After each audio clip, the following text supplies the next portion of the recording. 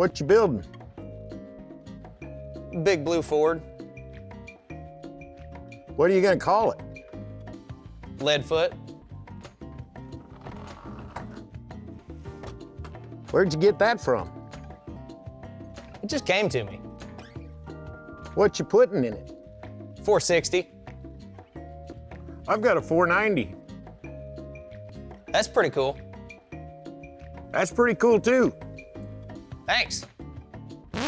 All right then.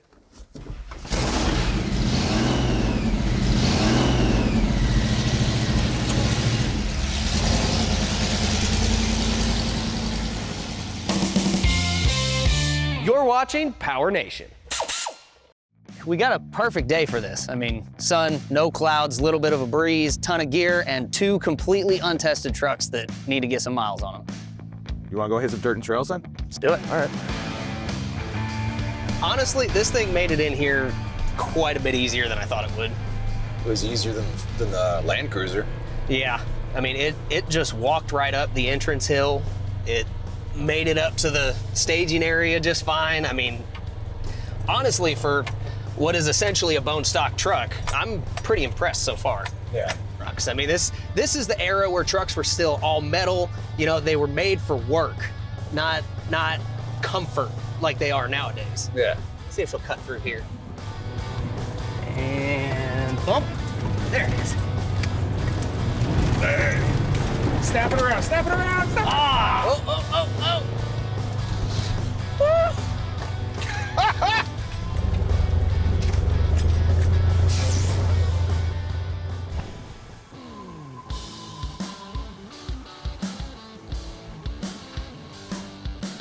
All right, now that we're back from Woolies, the work's gonna start. We got a lot of big plans for this truck, and we need to make miles, plain and simple. So, Eric, you wanna walk us through what we're doing today?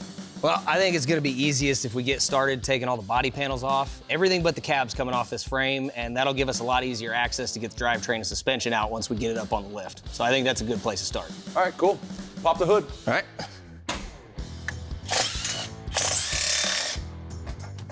So now that we've got the grill out of the way, I'm gonna move on and keep getting all of the front clip torn off, starting with these lights and bezels.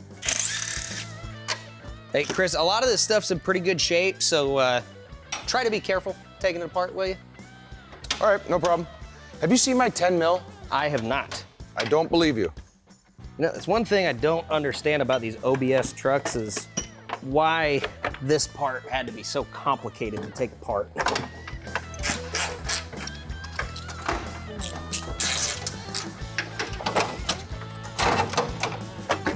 Oh, there you go. Push it my way. All right. There you go. Take it, Sweet. take it. I got it. So these two bolts here, the captured nut on the backside has broken loose. So all they do is they just free spin. My hands are too big to get underneath with a wrench to actually clamp onto it. So what I'm doing is I'm taking the brackets that hold it in to the fender as well as the core support, undoing those. So I'm gonna take it all out as one unit. Okay, so this is what I was fighting with. This is the clip that I was talking about, okay? You can see a little piece over here. Part of it, this little strip that's no longer existent, and the same over here, decided to find a new home somewhere between here and Michigan, so it's out now. Anyway, moving on. Chris, I'm gonna crack this bumper loose real quick. Just watch your toes. Ready? Yep. Careful, don't scratch it. It's still nice and shiny. It's because you haven't gotten into it.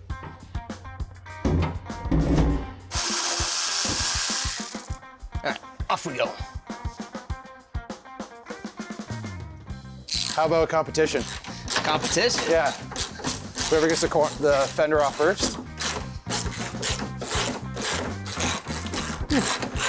What are we playing for? 10 mil socket. You just give me mine back. How about I don't know that? what you're talking about, but okay. Oh no. This is gonna get tighter until it gets loose.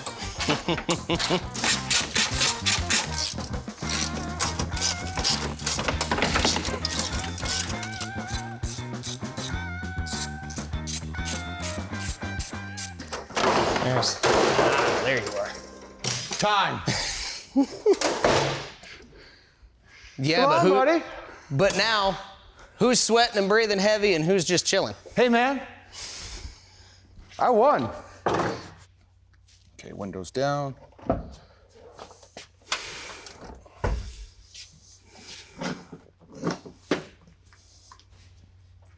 So that wasn't bad for what we got accomplished today. I can't complain. No. I mean, no, not at all. we got the truck stripped down, the box is off, ready to go, and we are getting so much closer to dropping this 600 horsepower-ish 460 under this hood. After that, I mean, we got so much we want to do. I'll just run through real quick. Yeah, I think so. So on top of adding this big block under the hood, we mentioned wanting to make sure that this was as old school as possible, just kind of get back to the roots of American 4x4. So we're gonna do a little bit of custom stuff on the interior. We'll get to that later on. I think style-wise, we can't go wrong with throwing a big chrome triple-double roll bar in the bed. Obviously, we're gonna have to upgrade these axles. We got a custom 9-inch outside we still gotta bring in. Go ahead and take this fuel tank out, put a fuel cell in the bed for safety. Then when it comes to the suspension department, we are going to be running with a 6-inch lift, 35-inch tires, and they are going to be chunky. You're going to hear this thing coming from a mile away. It's going to sound like a World War II fighter plane. It's going to be great. Now we are going to start the prep work on our Rhodes Racing roll cage that we got from Summit Racing. And the first thing that we're going to do is we are going to prep the ends of these tubes. So you can see how the cut is 90 degrees to the side of the tubing. I'm going to knock out all the slag on the inside with a carbide burr, and the outsides I'm going to put a chamfer on it with the belt sander, and that'll give me more room for the weld just to wet out at the toes, and it is just going to look perfect.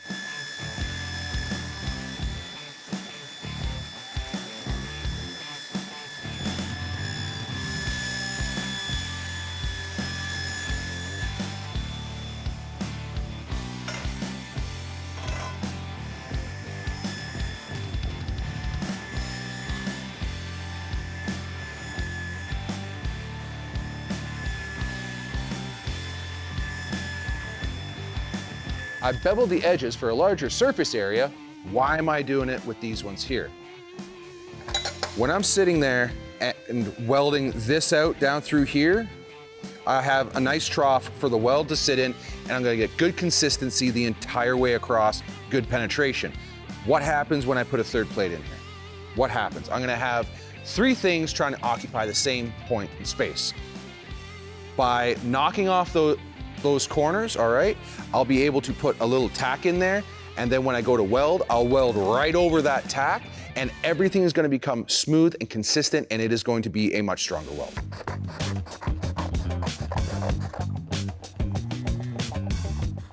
So we have this angle here that we have to deal with. I don't want to come north of this top plate here, so I'm going to just roll out that bottom a little bit.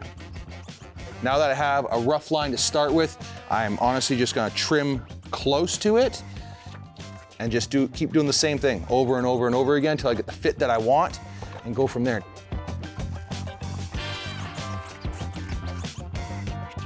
Right now we have a very close general shape to what I want. So what I'm gonna do is, now that I have the general shape laid out, I'm going to do the same thing that I did for this here. I'm gonna draw a line on the backside. That's gonna give me the shape, and then we're good to go.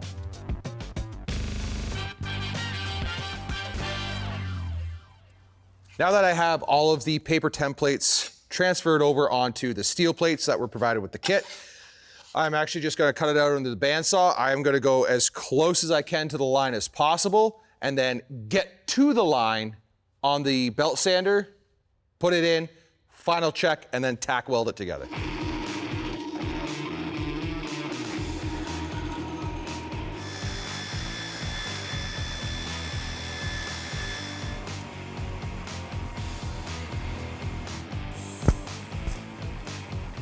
Now I am done tacking up the driver's side box. Now I'm gonna install the hoop and carry on from there. Don't worry about the paint.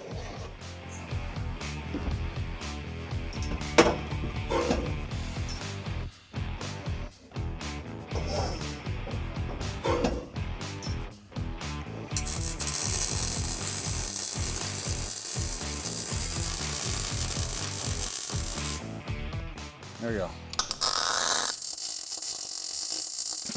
I have everything already done, and I went to go put this bar here in place. And because I'm abnormally tall, it's not hard for me to get in. But in order for Eric to get in, we're gonna need a trampoline. So I'm gonna be nice for once, and I'm actually gonna put a little bend into this so it's easier to get in and out. And then after that, it's Eric's problem. I mean, foot placement, I'm pretty all right with this, but I'm still right up against this cage, and I'm still straight up and down. Plus, like, I'm already short on room to the ceiling. Okay, so we're gonna have to get these seats real low, and I think maybe move the cage back just a little bit. I mean, All right, we got room for that, right? More than enough. We have this whole pocket here. So I'm gonna cut these tacks. I'm gonna forget about this for now. I'm gonna cut these tacks, trim the boxes so I can push them further back into this space here. And then once this is relocated and we can get some potential lean back, then I'll worry about this here.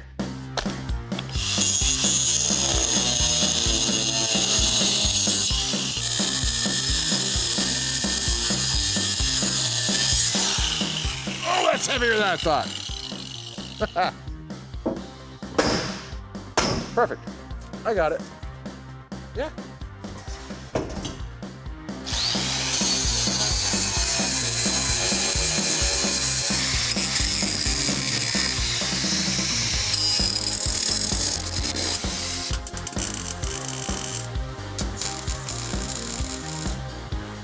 Okay, I can weld to that. I can weld to that. Look at that. Tighter than a beaver's dam.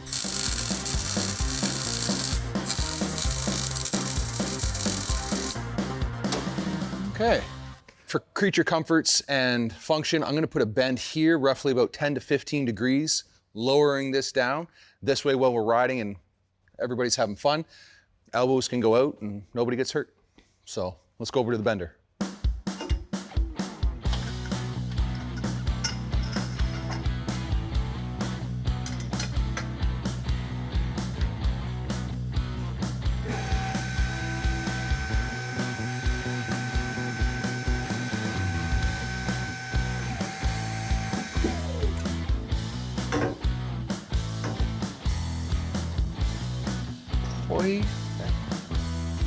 Perfect. All right.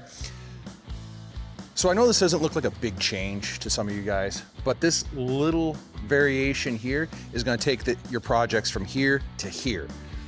What I need to do now, though, is I need to reinforce this bend here.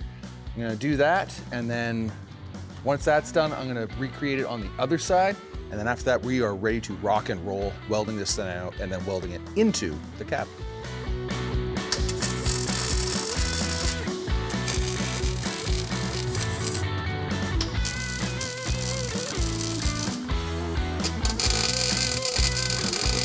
Now that we have our hoop and all the accoutrements that go with it, I'm gonna weld it out. I need to think, how am I gonna weld this out?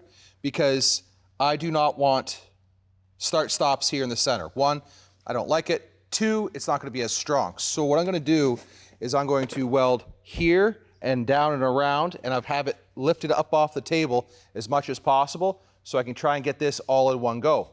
Then I'm gonna come across here and tie in that start-stop with this here.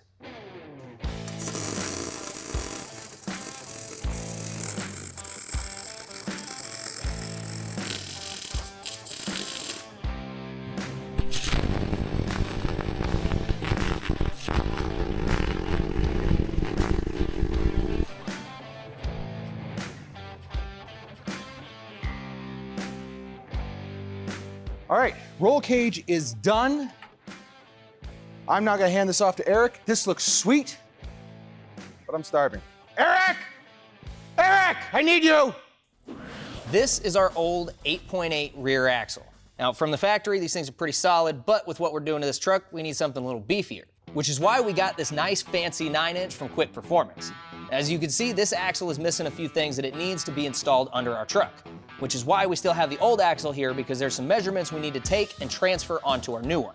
So we're gonna be starting by getting our center line measurement from leaf spring to leaf spring. That's gonna give us our spacing that we need to be able to get the spring perches installed in the right place, or at the very least, a rough idea of where they're gonna need to be. So now I'm gonna bring Chris in so I can make sure I get a dead center measurement from side to side. You want center of the pin? Center of the pin. I'm on it.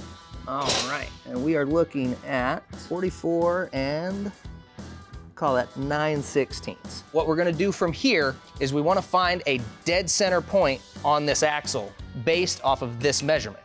Now that we found the center of this new axle, we can take the measurement from spring to spring off the old axle and use that to figure out where these spring perches need to be placed. Looking at this axle housing, you would think that this fill plug should be the center of the entire assembly, but it is not. That's why it's so important. You can see our actual center point is probably about 3/4 of an inch off from where you would assume it would be on this fill plug, which is why it's so important to measure, measure, measure, and make sure you get everything right. That is 4 15/16. So now that we know those marks are accurate to each other and even from the center, we can roll this thing under the truck, get the leaf springs in, and start getting it fitted for good. Nope, nope.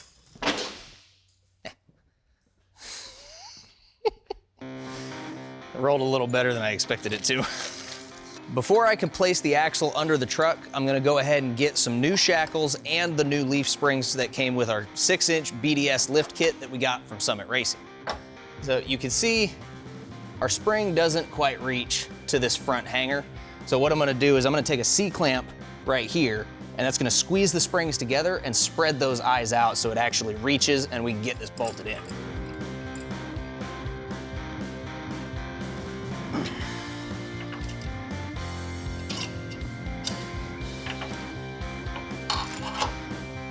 Just like that.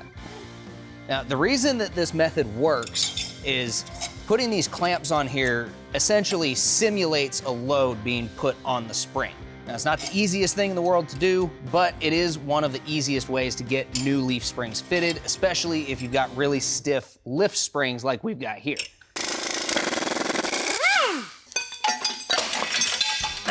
The only part that I care about right now off of this old axle is gonna be these factory blocks. And that's because I went through the lift kit installation instructions and it specifies to reuse these. So we're gonna snatch them both out and have them ready to go. The stud hole in our spring perch is not quite as big as the stud on the bottom of the spring itself. So what I'm gonna do is I'm gonna go ahead and measure that pin and then drill that out so that the size matches. We can get those on and carry on.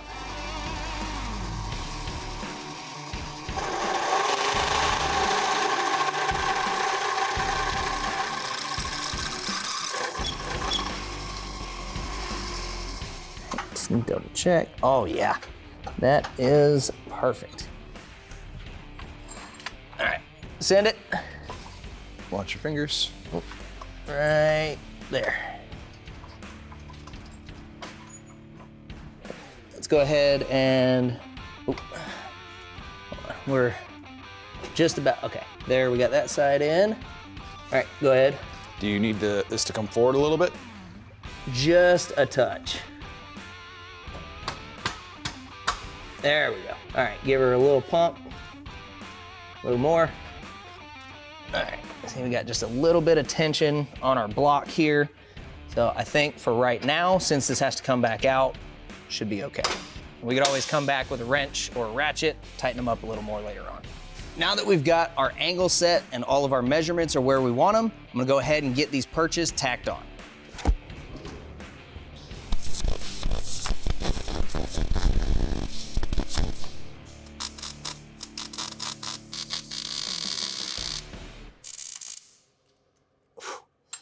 That is gonna be the last of our mock-up done here in the back. All that's left is just one more shock tab getting tacked in, verify all of our measurements, and then until we can get the weight of the vehicle on this axle, we are finished up back here. Time to move on with the front. I spent all morning getting the front end of this truck torn apart, which means that we now have our steering linkage, brakes, axle, and suspension all down on the floor, ready to get tossed for the most part. We're gonna save a few things and reuse them, but a majority of it's gonna go away. Now during the teardown, we had a couple of casualties, a few tools, some parts, but that's to be expected when you're taking apart 31 years worth of Mother Nature trying to keep stuff stuck together. But what I wanna talk about now is all these new parts we've got over here. So to get that axle reinstalled, we've got brand new internal components from Torque King 4x4 that's gonna cover everything. I mean, everything from the diff all the way out to the hubs. Once we've got that done and got our axle reinstalled, we can move on and top it off with the rest of our BDS lift kit that we got from Summit Racing, and then we'll round it out with a new set of EBC pads and rotors. Now, I'm super excited to get this done, get the truck back on the ground and see how it's gonna sit, so let's get to it. Now, our first step here is gonna be to get our new radius arms installed. And as you can see, there is quite a bit of difference between these new ones and the old ones that we pulled out. Now, because of that size difference, we gotta move the bracket a lot further back, about a foot. And that's gonna put it back here compared to the old one sitting up here.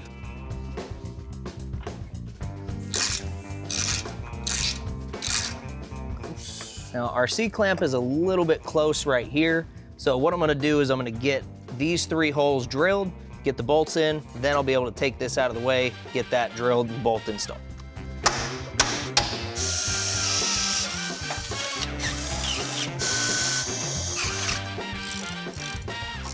Okay, now go on there.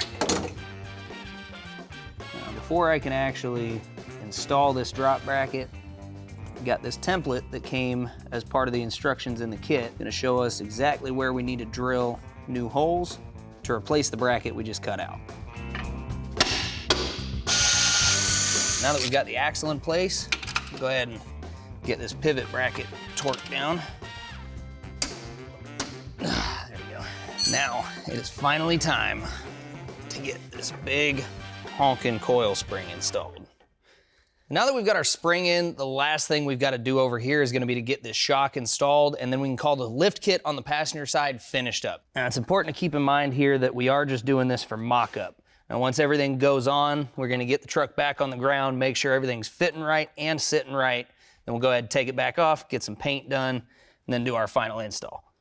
Looking at our housings, you'll notice that there really isn't a whole lot of difference between them. Now, they look a little bit different, the ribs are placed differently, but what really matters is that the mounting, the flange on the front, and the bolts on the side are in the exact same place and same configuration, which is what's gonna allow us to put this Dana 50 housing into a Dana 44 axle beam. But the real difference comes in when you look at the ring gears. So, the factory Dana 44 ring gear is 8.5 inches in diameter, and it was running a 373 gear ratio. Now, that in and of itself is a problem because our new rear axle has a 410 ratio. So we've got a 410 ratio gear set and a 9-inch ring gear compared to the old 8.5, and that's gonna make it that much easier for this thing to handle more power and turn some bigger tires. In addition to all the actual parts that Torque King was able to give us, they also provided a majority of the tools needed to get this stuff installed. Also, they gave us all the fluids needed like grease, RTV, and thread locker, plus all the technical manuals we needed to get things like our backlash and torque specs all done right. It's time to go ahead and get our brand new EBC brakes on. This is EBC's S5K Yellow Stuff Pad and GD Rotor Kit. You'll notice these rotors are drilled and slotted, and that's gonna help with heat dissipation so that when we are going hard on this thing, we don't have to worry about it. I do wanna talk about these pads real quick. These pads are a low dust, low noise, high friction compound that's gonna increase our stopping power up to 30%. So as long as you follow the proper break-in procedure, these things are gonna give you a nice long life. With the rotor on, we'll get our outer bearing installed. We can go ahead and get our spindle nuts installed. We've got our torque wrench set to 20 foot-pounds. With that, we've got our brake discs buttoned up. Our last step before we can get this thing back on the ground is gonna be to get our steering linkage done. And now, this isn't just any old steering linkage, and it's not just any old install. This is coming at you with a Summit Tech tip. Our center link here is way below where it needs to be to connect with this pitman arm. So let's go ahead and bring that up. And as we bring that up, we'll notice that our wheels would be pulling in way too close together, and there is nowhere near enough adjustment in these tie rods to make up for that. That's gonna cause all kinds of weird problems, mostly bump steer, alignment issues, and all of the tire wear problems that come with alignment issues. And this is our solution to all those problems. This is a Superlift Super Runner steering linkage that we got from Summit Racing. And as you can see, the linkages themselves are already a lot beefier than anything that we pulled out. I could try to explain to you guys how this thing works, but I think it'd be a lot easier to just get it installed and demonstrate it, so let's do that. The first step to get this installed is to drill a couple of holes in our driver's side axle pivot bracket so that we can get our idler arm mounted. After the idler arm is installed, we can go ahead and get our new center link in.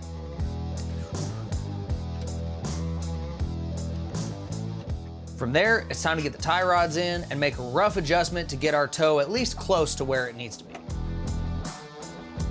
Now that it's installed, like I said, these tie rods are much beefier than what we pulled out, and it corrected some geometry issues that we would have had if we kept a factory style steering linkage.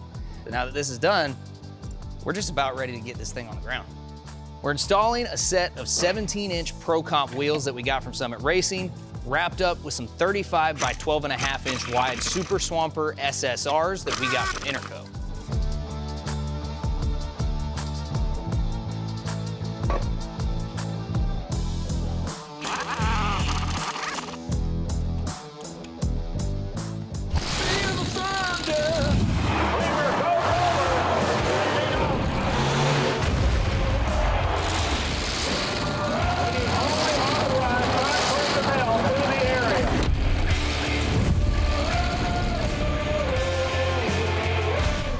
PowerNation Under the Hood is brought to you by Summit Racing Equipment.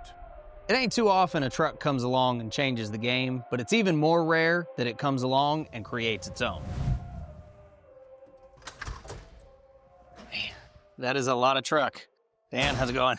Good, Eric. How are you? Good. It is an honor and a privilege to have you both in here. I mean, I think this might count as more than one vehicle at this point. It's a lot of memories. Oh, I have no doubt about that. I mean, there wouldn't be a monster truck world without Bigfoot. Bigfoot and Bob Chandler, absolutely. We're at the 50th anniversary this year, Yes, right? we are. Yes, we are. We're gonna have a big year. Got a lot of new paint jobs out there, running the different circuits, so it's pretty exciting for us too. A lot of different paint jobs, but not this one. No. See, no. keep this one Yes. original. Yes, we do. And there's argument about whether this one needs to be painted or not, or whether we should leave it the way it is. I mean, The way it looks now, that's the way that it should look. I'm with you.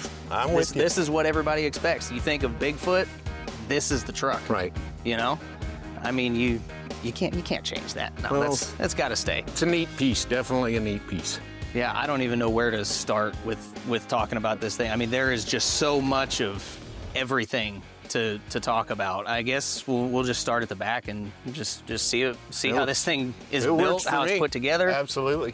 A lot of it itself is like old 5-ton military stuff. Housing, the housings, transfer case. That's where they started back then. I mean, it was a truck for Bob to promote his business when he first built it.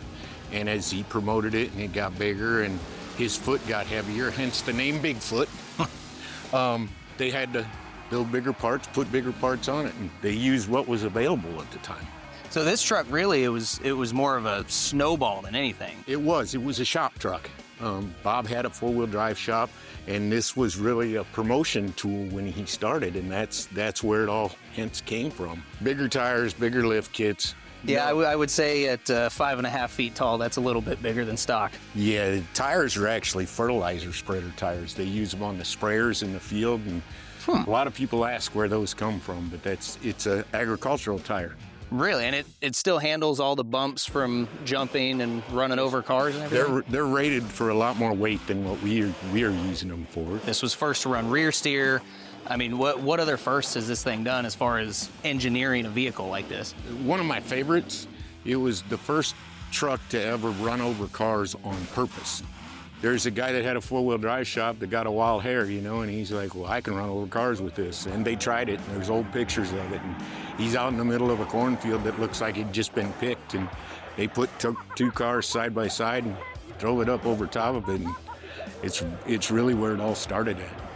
The best use of the phrase, and the rest is history. Correct. Absolutely. Absolutely. That's a good way to put it. I mean, really, it's the first to do a lot of things as far as the monster truck industry goes, and that's what makes it really interesting, and how well it held up. Again, the fact that it is still sitting here, it's the original steel body, right? There's no fiberglass or anything? Most of it. I mean, we've changed some damaged parts, It did go to a fiberglass front end. Actually, it's a 79 front end. We switched it back when they put a flip front end on it, and we're able to flip it up so they could show off the motor. And it's come a long ways from then till now and back to where it was kind of when Bob started, I remember being a kid and watching the Bigfoot trucks run, and now like looking at number 1 just sitting here, this is otherworldly for me. I mean, like I said, dude, people will just come to see it because of what it is. inarguably the most iconic truck in the world. Even the frame and stuff, it's, you know, all of that's pretty much original. The nose clip, I think they changed the bedside or two because Bob got in it. He used to run this truck really hard in the mud. I mean, there's pictures of Bob in the mud with it, and it all goes back to where Bigfoot came from, but he's actually got his foot in the gas so hard, and the truck is actually sunk in the mud, and you see flames coming out between the block and the heads because the head's lifting off, and he's still wide open. Bigfoot. Bob Chandler. That makes a lot more sense now. See, I always kind of figured that Bigfoot came about as the tires got bigger. I mean, looking underneath, obviously, nothing is stock under here either. No, sir. I mean, these are probably some of the biggest ladder bars I've ever seen on anything. And then, you know, looking at the front, there's hydraulics here. That's...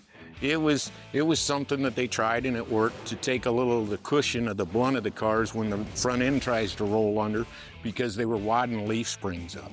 So they lessened the spring pack, put those on there to try to take some shock out of it. It worked a little.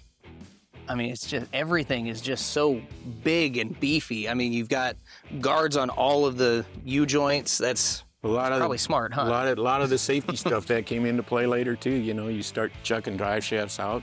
You got to worry about spectators and safety, and not only that, safety of the driver. Rear steering, it's electric over hydraulic. It's a switch here and a steering wheel here and a shifter here.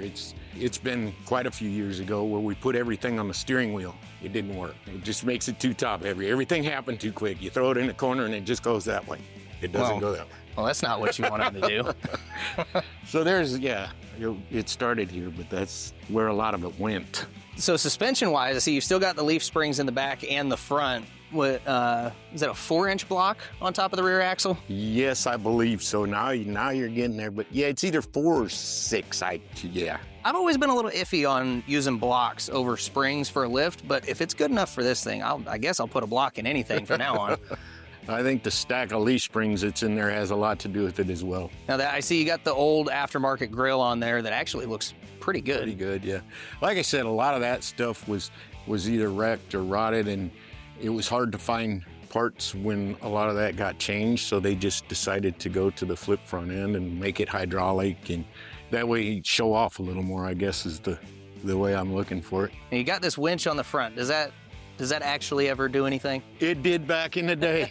It absolutely did. You know, Bob played a lot around with back then it was Lesterville, which was down southern Missouri. He was out in the creeks and streams and got a lot of neat photos and got a lot of recognition from that at the time as well, because Bigfoot was down in Lesterville or at Gravel Rama, and he was running the truck up the rock cliff, you know, that nobody could hardly make it in a regular truck, and Jim Kramer was shooting this thing up a rock wall, you know, 500-600 foot up, you know, so it was pretty cool. So we've got the truck here. I gotta ask, can I get in it? Absolutely. I think you should. Actually, the question really might be looking at how tall it is. Well, you know, that's kind of on you. Oof. All right, let's see if I can figure this out. Yeah, it's just kind of a roll cage. Oh. See, you're a pro already. You got this. So next I get to drive it, right? Might have to make a phone call for that one. Wow. This is quite the cockpit in here. C6 transmission, manual valve body, so it has a ratchet shifter in it, so you don't skip one or you don't shove it in neutral. We've had that happen before too, and it wasn't good. I'm gonna go ahead and close this door. All right. It's all right with you. Oh wow. I could get it home in here. Rush hour traffic, babe. Go by a lot faster in this thing. Yeah, actually, so the steering on the front is just like a car. It's on a steering wheel. Really? Okay. Yeah. So you got regular steering for the front, and then you said electric over hydraulic for the rear. Right, and the electric over hydraulic is right here on the door panel. Oh. So there's 2 switches. The switch that's closest to you controls the rear steering, left to right, left, back and forth. It's just a center switch, so it pops back when you leave it go. Okay. And the steering will stay wherever you leave it at. That was tough back in the day. Now we got it all self-centered, you know, and it makes it a lot easier because we're going so much faster. We're carrying so much more momentum. But back in the day, this worked great. It's just when you threw the rear steering sideways, you had to bring it back and feel it come back to get it straight before you hit something. Otherwise, you were hitting it all crabbed out of shape. But over in the center, there's a yellow thing. If you just pull that out, Okay, there it is. and then you can work that rear steering if you want a little. That's clever though, having it right up here, because I would guess that you guys probably always have the windows down if you're running this thing. And we did, and the guys that drove back then, Jim Kramer drove for Bob Forever's got a bad elbow from beating it on the door because he had his head hanging out the window, you know. He's in a lap belt in there just hanging out to see what he could see. So yeah, he beat himself up pretty good. We moved the rear steering sometime late 80s. Bob Chandler actually got a picture of Andy Brass. Bob was big into video, and we were at one of the domes, and Andy was running the rear steering on a turn course racing and the shifter at the same time. Guess what? On the video, Andy don't have a hand on the steering wheel. Bob was like, no more. So they moved it down on the shifter nowadays, so you shift and you run the rear steering with one hand. I say this actually looks pretty convenient though, because I would guess that front power steering is probably pretty solid, especially if it's only running the one axle. Yep. So yeah, you got full control right here. We know that this thing originally had that 640 in it, but that's not what's under there anymore. So I think it's time we see what's under the hood. Actually, if you want, we can do that. Right there in front of your rear steering will be the switch that will flip the hood up for us, and we could check that out. Yeah, don't worry, she's old. She makes a little noise, A little but creaky. it's okay. But you know what? She still works. She still works. Oh, workhorse. 50 years later, buddy. Opening the hood on Bigfoot might be the coolest thing I've ever done. So, what do we got cooking under here now? This is actually a big block 490, Ford, of course. Oh yeah. 871 blower. Couple Holly carburetors. It does pretty decent for this, and a lot of it's in the gear ratio, but I was gonna say, what kind of power is that thing putting out? it does right at 650, somewhere in there. I mean, so it's fairly healthy motor. Yeah, I mean that's a good power level for most things, but I would imagine even that amount of power going to these tires, you would have to have some crazy gearing in there. There is. I mean, the gearing's knocked way back with the planetaries and what we run in the gear ratios in the rear end. I mean, you're looking at like 573 to 610, somewhere. Oh wow, in there. you're up there. Yes, just to get it right. Well, the size of the tires, so you... How much does one of these weigh with the wheel in it? Tire and wheels about 800 pounds. That's a lot of the reason that they're cut back or buff like this. A brand new tire by itself will weigh 1,000 pounds. So That's a lot of weight to be turning. So we send them off, have them buffed. They take 250, 300 pounds of rubber off each tire. The truck itself, this one set up this way, a little over 14,000 pounds. That 490's moving it just fine. Yeah. For what we're doing with it nowadays, it does an outstanding job. You know, like I said earlier, it had the big 640 in there when we were actually competing it and doing stuff with it. Change with the times, we use it a lot for, you know, just showing it off because of what it is. You have obviously done a lot. I mean, Dan the man, you yourself are a legend. So I'm gonna ask, what was the scariest stunt you've ever done? It was probably the airplane jump. I mean, when we jumped to 727, there was a lot involved in that. The first big thing that Bigfoot had ever tried to do at that point, as far as the level of what the stunt actually was, you know. And just to watch the whole thing go down. I can tell you kind of a funny part about that one is we did it at an air show, and we were building the ramp, and they had maintenance people for the air show there, and every day for like 6 days, they would stop by and ask, when are you gonna finish the ramp? Well, by the 5th or 6th day of telling these guys that this 12-foot ramp, this 4-foot tall, is what we're using. And they just shake their head, and they'd come back the next day and they would ask the same question, when are you guys gonna finish the ramp? The plane's way over there. Thanks, you're really of them a courage there, buddy. But yeah, there was a lot that went into that. It was pretty scary. This truck has made a lot of things possible that most people probably would have thought there's no way. Correct. I mean, and it has. It's I don't even know the right, I guess instigated the whole industry, because once more people got involved in it, it just made the whole industry roll faster and harder. You know, 35 years ago when I started, because I'd get to meet the guy that was the Bigfoot guy, and he knew all about Bigfoot. Well, 35 years later and 3 generations, now Grandpa and his son and his grandson are all coming, and it's pretty heartfelt. Still makes us #1. All right, first thing we're gonna do is we are gonna cut off these old motor mounts and make way for the new ones.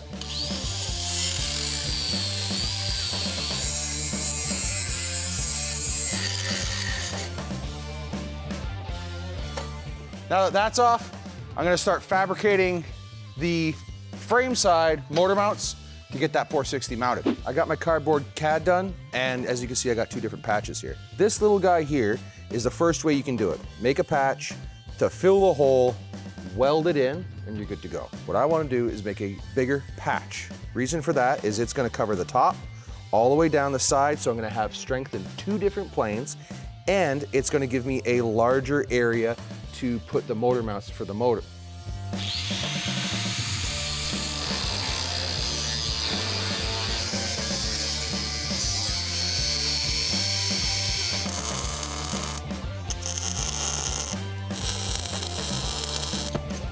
Oh, that's better.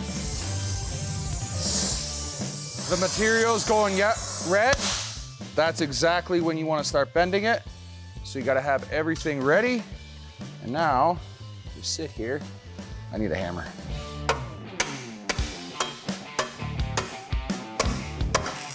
Now I'm going to do the same thing down here, just below those tacks, and just keep working it in. Because if I weld it with this tension on it, what's going to happen? It's going to want to pull against itself. And if I'm welding and one of the tacks lets go, it's just gonna be a pain in the butt.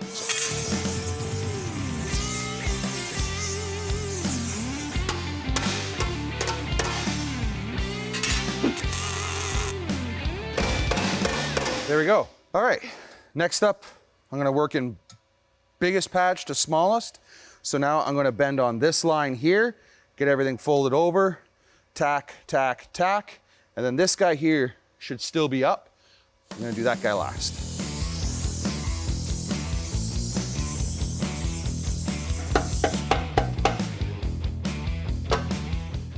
All right, now you need to be careful when you're throwing this much heat into that plate. It's going to want to form easily. I mishit right here and hit into the hole that's behind it, and the material boop, deformed a little bit. It's not the end of the world. It's not gonna look great, but once we get that big block on top of it, nobody's gonna see it.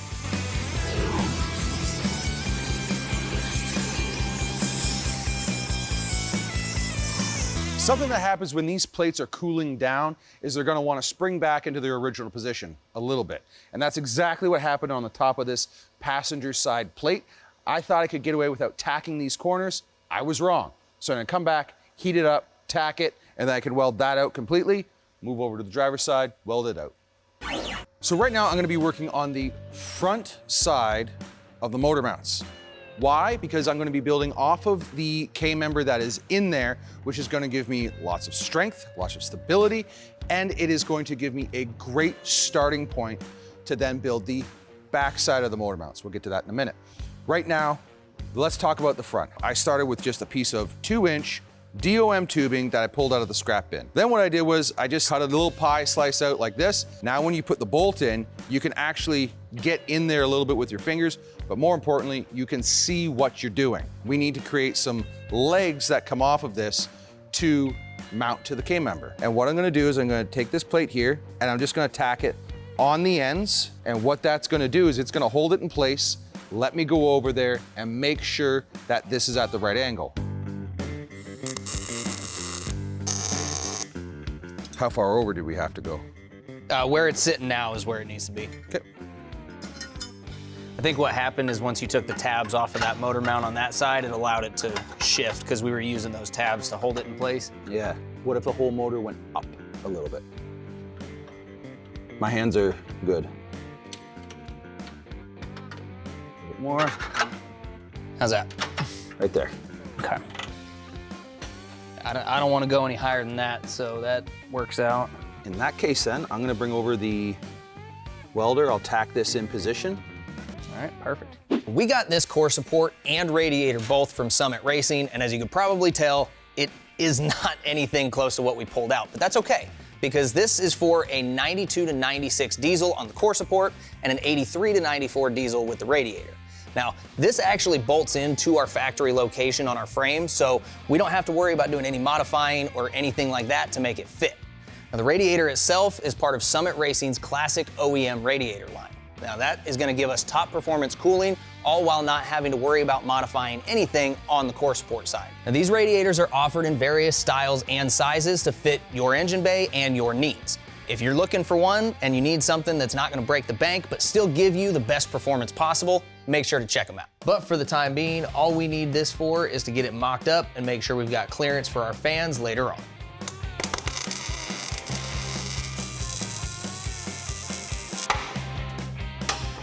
Didn't move.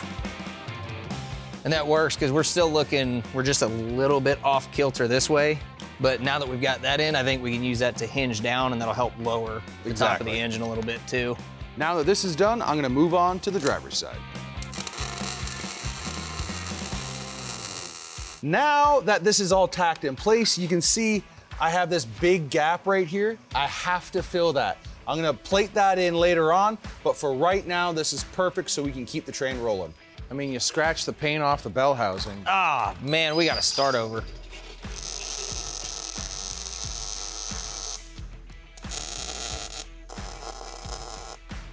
Now that that's done, I am going to just start welding her out, get her done.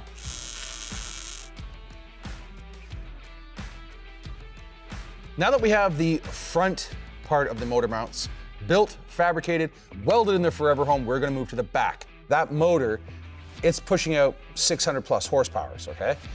The torque that that's gonna create is going to twist everything. We need to put this into what is called double shear. So if you have a bolt, all right, that's a perfect example right there. Eventually what's gonna happen is that bolt's gonna bend, and then everything down the line is gonna get screwed up, it's gonna be pulled out of alignment.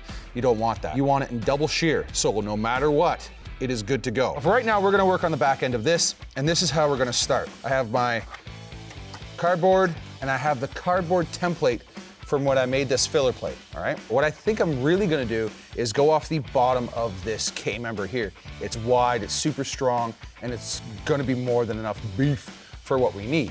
I wish I was shorter. I could just walk out of here.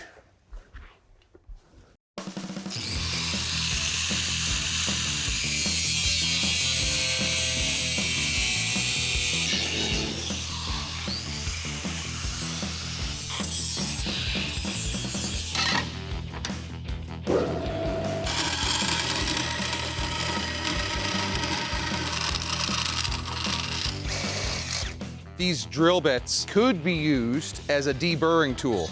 So you see how on the top side here, I just kiss the surface with the next size up. But on the back side, we have all these burrs. We don't want that. So you just take this, that's all you do. Just enough to knock the burrs off, chamfer the corner a little bit, and you're rocking and rolling.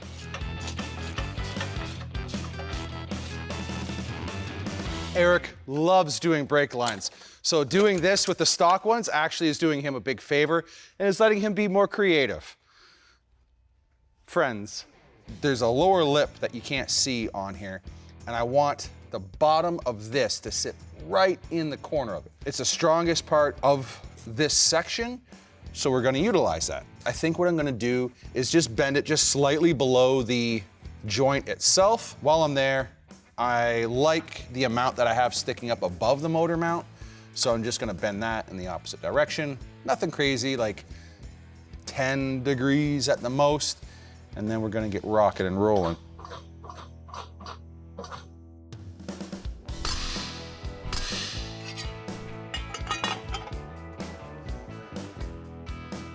So I finished up the driver's side rear engine mount, and I did it as its own assembly over on the table. It's all welded out and ready to go in. I'm gonna tack it in here with the Forney welder. And one thing I want to point out, when you're doing stuff like this and you need bushings to be able to go in and out, always give yourself a little spacer. So I used a 1/8 washer on both sides. Now we're gonna move over onto the passenger side. It's more or less the same thing. However, I did have to box the frame a little bit to give me something to mount off of. Plate it in the back, simple bend with some material here, and then another simple bend. It is gonna go in here more or less like that, and then I'll weld her all in and we'll be good to go. Where's my helmet?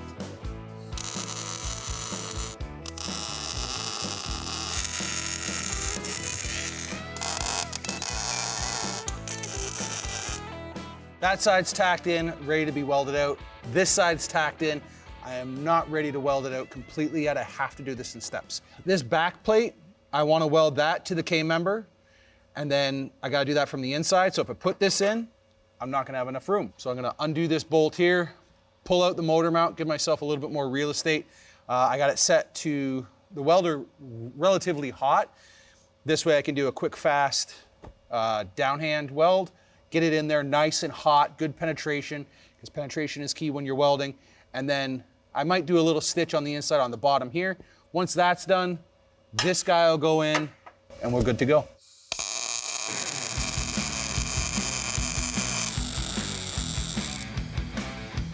Now with the passenger side done, I'm gonna move over onto the driver's side, pull out the motor mount, weld it in place, and then keep moving forward from there.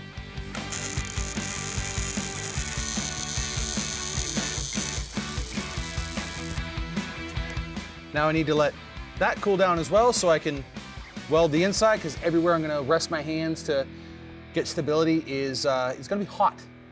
Welding produces heat, just in case you didn't know. All right, now we are moving on to the cross member for the transmission. These are the frame side mounts for the transmission mount. What's gonna happen is these are gonna get welded out, but right now what I need to do is weld this to this, like this. This is 120 wall. This here is 3/8. By the time this is ready to start welding, so it has liquefied a little bit, this is gonna be on its way out the door, and it's gonna be a tough dance to do. So a good cheat is you sit there and you get yourself a propane torch, throw some heat into the part first. What I like to do is I'll grind the mill scale off like I have here, and then once that starts turning like a straw color, that's when I know, okay, this is good to weld.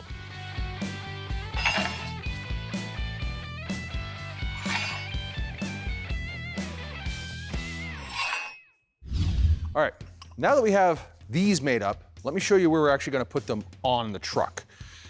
I'm gonna have to sit here and plate the frame. Somewhere underneath the cab, the transmission mount is gonna live, as well as the transfer case mount is gonna live. The issue is where? We got 600 horsepower under the hood. The frame needs to be able to take it, along with the weight. So what I'm gonna do is I'm gonna crawl underneath. I'm going to plate underneath the entire cab. So when we do go to mount these, I got tons of real estate to put it on wherever I want.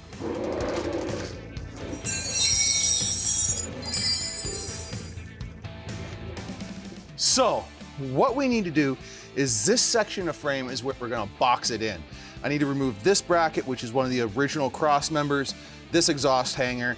Then I'm gonna take some cardboard, put it on there, trace it, and then it's gonna be a bunch of in and out, testing, fitting, all that good stuff. But then we'll get going from there. Let's go.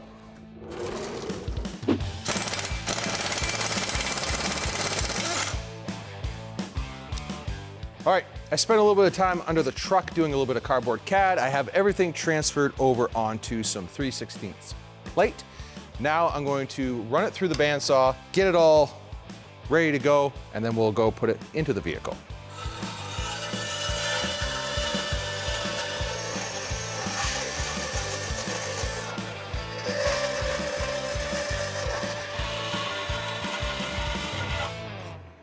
I want to cut out these details here. I'm cutting this out on the bandsaw. Could I switch over to a plasma cutter? 100%, but I'm not gonna do that. What I'm gonna do instead is I'm gonna sit here and I'm just going to cut all the straights and then over, across, and then just keep doing that over and over again. and then I'll come back with a flap wheel on the grinder and just bevel it all out. You can cut radiuses and arcs with a bandsaw, but a lot of it depends on the thickness of the blade and how deep it is. So this is a 1/16 wide blade and a 1/2 inch deep. It's a 3-inch radius I want to cut, and it's just going to bind up, and I'll either break the blade, and this is a brand new blade, so I don't want to do that, it's good and sharp, or it's just going to bind the blade, which once again isn't what we want. So I'm just going to sit there and just slowly take pie cuts out, and then smooth it out with the other thing.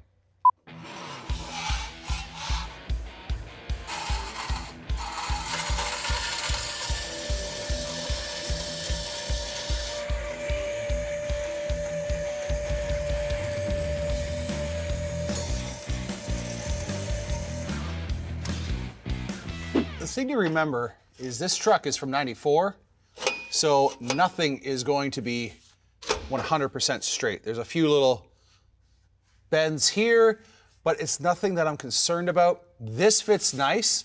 So my next step that I'm gonna do is I'm actually gonna clean the inside of the weld. So I'm gonna do a 2-inch weld, an inch gap, 2-inch weld, inch gap, 2-inch, all the way along. And what that's gonna do, it's called a stitch weld. It's going to minimize the amount of heat that goes into this, stop any extra warping, and it'll just speed things up.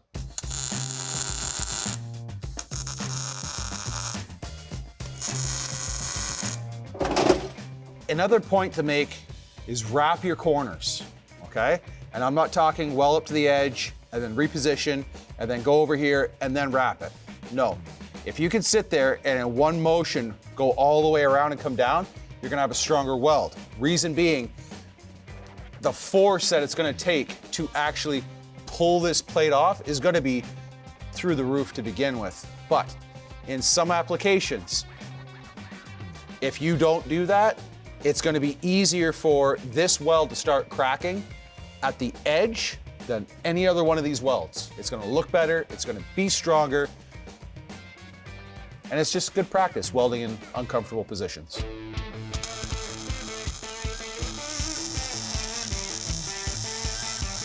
Well, now that Chris has all this super awesome fab work done to get our engine and transmission mounted in here, we're gonna go ahead and protect it with some POR 15. Now this stuff is a permanent coating. It's gonna make sure that it is protected from rust for the life of this truck. Now this is a 3-stage process, so you're gonna wanna start with their cleaner degreaser, wipe everything down, let it dry, then you're gonna move on to your metal prep. Now this is an etching compound, and what this is gonna do is it's gonna create a better surface for that POR to actually bite into, so it does actually become permanent. So what you do with this is you go ahead and you either brush or spray it on, keep your surface wet for 15 to 20 minutes, then once that's done, you're gonna wash it off with water, then you're ready to move on and actually get the POR done. And while Chris was getting everything on the truck side prepped, I was over here getting our transmission ready to be installed to our engine. Normally this is a pretty straightforward process, but as you can probably guess, this isn't exactly a factory combination, taking a 385 series big block and mating it to a Tremec TR4050. This adapter plate that came with the kit ended up being just a little bit too narrow. So we had to add in a little bit of extra distance, so I went ahead and made my own spacer plate out of some 3/16 steel. Now that we've got everything ready to go, we've got our bell housing run out measured and we know that we're good there, we're gonna leave the clutch and flywheel out for the time being just to get some fitment done, because we can go ahead and do the clutch measurements and install once it's in the truck. So our first step here is we gotta get our adapter plate and our spacer installed onto the bell housing. Now this is pretty straightforward. Since we're only using 3/16 plate as our spacer, we don't have to worry about the length of the bolts. We're still gonna have plenty of engagement into these threads. Okay, hold it there. Come straight. Whoa, whoa, whoa, too fast, too fast. All right, so now that this is actually attached, all we've got left to do is get those 4 bolts torqued down, switch our cherry picker to the engine side, and go ahead and test fit it again.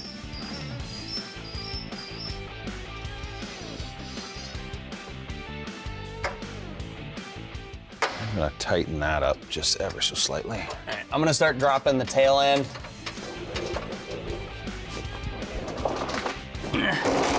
What is this? I got sick and tired of playing with, or trying to do stuff with springs in the way. So take the lines out. I did take them out of the way. There's a right way, there's a wrong way, and then there's the and then marine there's that way. way. There's There's that the way. I don't marine even know what to way. call that. I'm just trying to embrace. Let's just get this done. Drop her on down. Drop her down.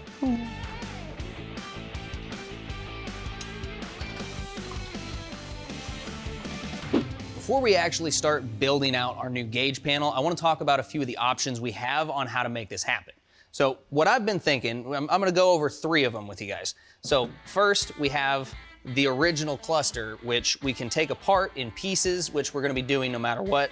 And we could try and fit a panel in there and then fit our gauges in to that. We could take the actual dash panel and try to fit something inside of here. The most complicated option, we could go back to the truck, build a whole new panel to replace this thing and put the gauges straight into that, plus adding in any switches or anything like that that we may need. I don't think I'm gonna go that route just because it's a lot more time and a lot more material and effort.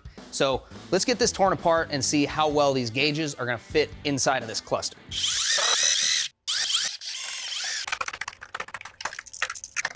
And there we have one perfectly intact pressed circuit. If you guys know me, you know that I am a huge fan of square body Chevys, which means that I am very familiar with that dash design, and I'm a big fan of it as well. We're gonna be attempting to recreate that at least to a degree using these gauges that we got from Summit Racing.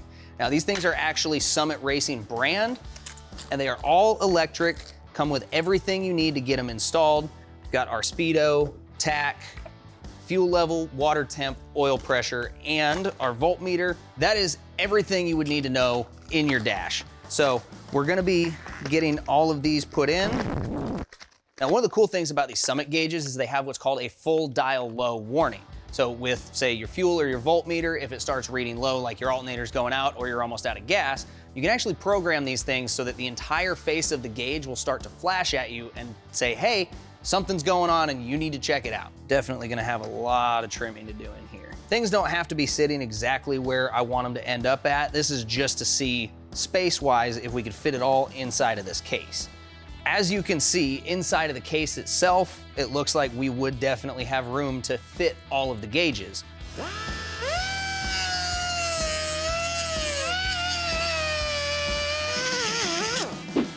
As you can see, this thing looks a little bit different than it did before, but that's for good reason. So I chopped out the entire back section so that we've got room for the gauges to actually sit in.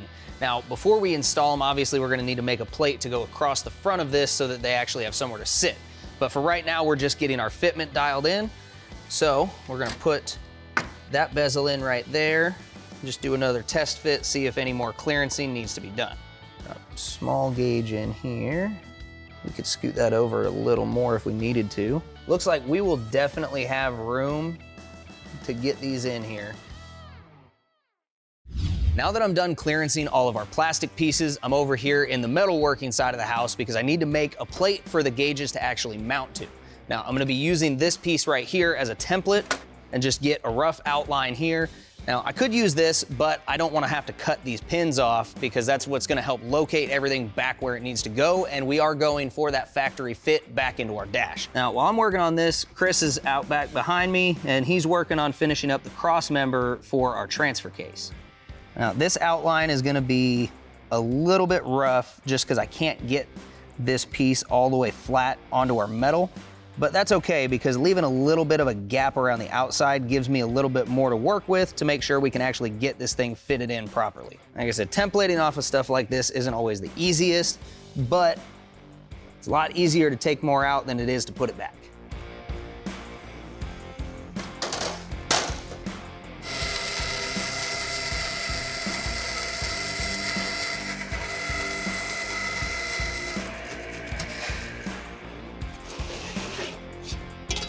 Now we're back at the table, and our next step is gonna be to get a couple of holes drilled in this so that we can fit it directly onto the actual housing for our gauges. Since we're just doing it for these alignment pins, we might be a little bit off marking this way, but that's okay because we can come back and slot those holes out just a little bit, and that'll actually give us a little bit of movement to make sure this thing gets fitted perfectly. Now that I've got this plate all fitted and ready to go in between these two pieces of our dash, we're gonna go ahead and get that done so that we can start making our marks to install the gauges. At this point, you do want to start being a little bit more careful with your plastic because you got to remember we have cut out a majority of this structure. So especially around the edges, it's getting a little bit flimsy. So just keep that in mind. Another thing to keep in mind when you get to this point is you do not want to use the edge of this bezel as your mark, because if you drill it to that size, well, the gauge is just going to fall right through. So we're going to be using these retainers that actually clamp the gauge onto this plate. We're just going to place the edges of this on the marks that we just made. And you want to be real careful to not move this while you're making this mark. I went ahead and center punched and got pilot holes drilled for all of our gauges. Now I've got the hole saw set up and we're gonna go ahead and get these knocked out. Anytime you're using a hole saw, you always wanna make sure you pre-drill your pilot holes instead of using your centering bit, because it's just gonna make it that much easier to make sure you stay where you're trying to get at. Now, aluminum is definitely one of those things where you wanna be a little more careful because it's more prone to distortion and pitting, marring, and everything like that because it's so much softer than steel. So take your time when you're doing stuff like this, and you'll be just fine. And this is aluminum, so you don't have to go too crazy. Just nice and easy.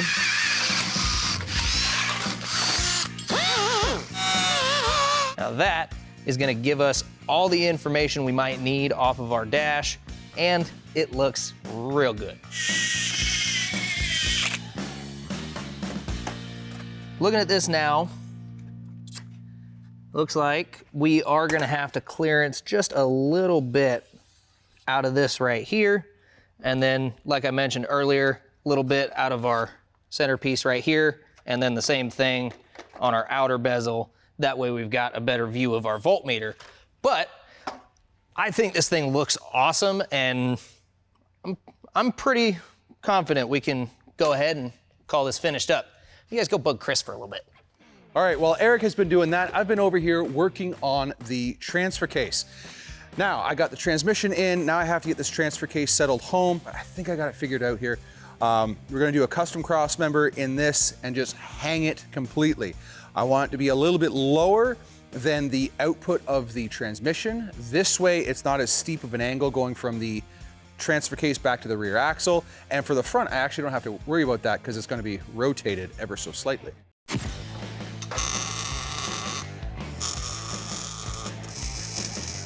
Now that we have the brackets permanently welded and located, what we're gonna do now is we are gonna remove this center section of tube and we're gonna replace it with a chunk of plate so we can go up and over top of the rest of the T-case. That's gonna give us a good alignment with the back end of the transmission, and it'll allow us to get us a good shot with the drive shaft down to the rear axle.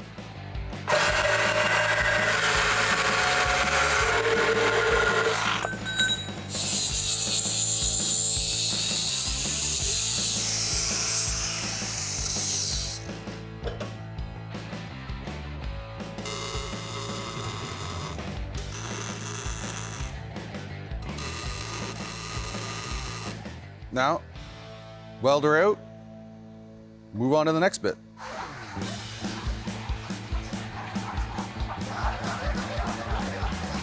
Right. I'd say right about there. Yeah. There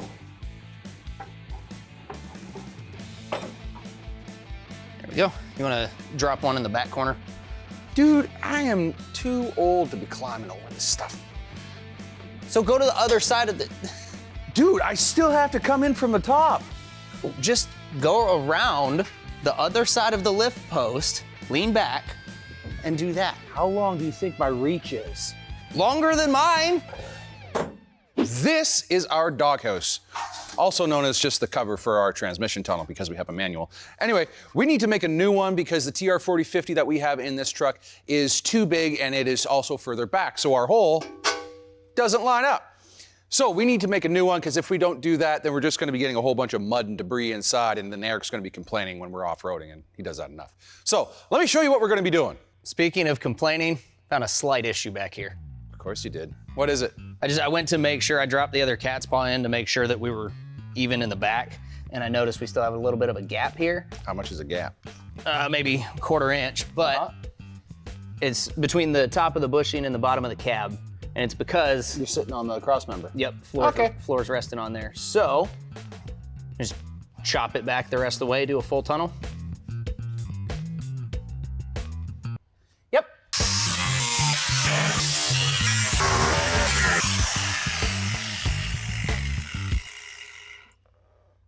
Dang it. What I'd like to do, or what I want, is the original lip that's around the top there. Yeah, we'll maintain that. Yeah, just push it forward and then make it fit. If you could make a patch panel out of that, that'd be glorious. Yeah, I mean, really, we should be able, I'll just trim out back here. We should be able to flip it to the front side and just put it right back in. And just for a rough idea to make sure. Just for a rough idea. Oh, wait.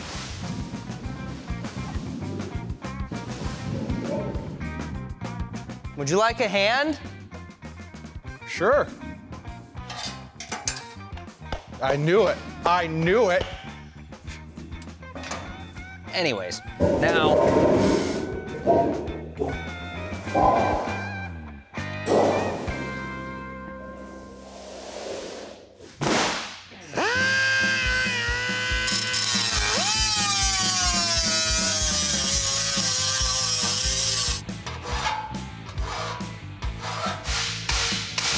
Looking good over on this side.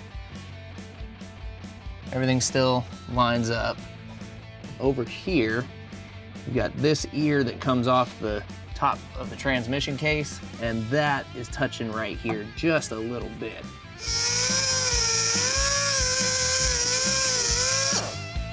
All right, little tight, but I think I can go ahead and call that good.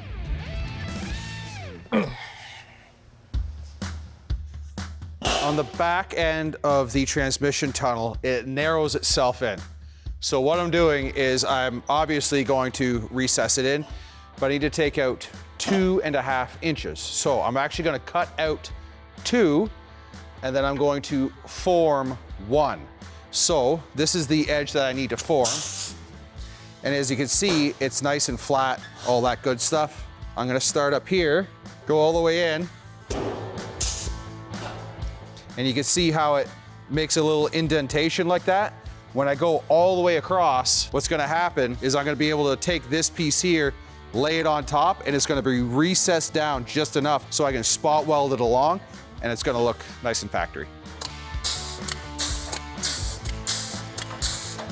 Because now what I need to do is I need to start grafting the doghouse into the front section of this, and that's gonna be interesting. With a lot of fitting, a lot of tacking, I've managed to get the transmission tunnel and the doghouse fitted together the way I want. Now I'm just welding it in place.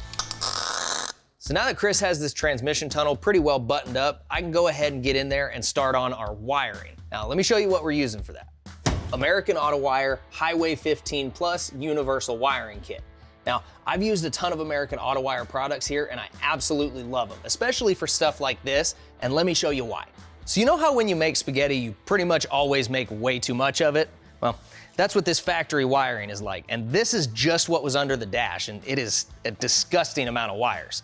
And it's not even all of it. There's still some stuff that had to be cut out to get it out of the way. We're gonna be able to make the right amount of spaghetti using the American Auto Wire kit that we got. It's gonna simplify the entire system down to just what we need for this thing to run, drive, be street legal, and have all the accessories that we're looking to add on. Let's get started. We've got to start with the hub of our entire wiring system, and that's gonna be this fuse panel that's gonna control everything else. All of this is labeled along with all of the wires we've got inside this box. They tell you what they're for, and they're labeled every few inches all the way from front to back. First things first, we're gonna go ahead and find a place to put this. We've got a little bracket back here that mounted some factory modules that we're not using anymore. So I think what I'll do is take this and we'll just stick it right in like so, with just a minimal amount of clearancing off of our plastics in here. We'll have plenty of room for the wires on this primary plug to sit and not rub on anything. And then a little bit more clearancing on this side will give us plenty of room to have a full harness going up into all of our connectors here.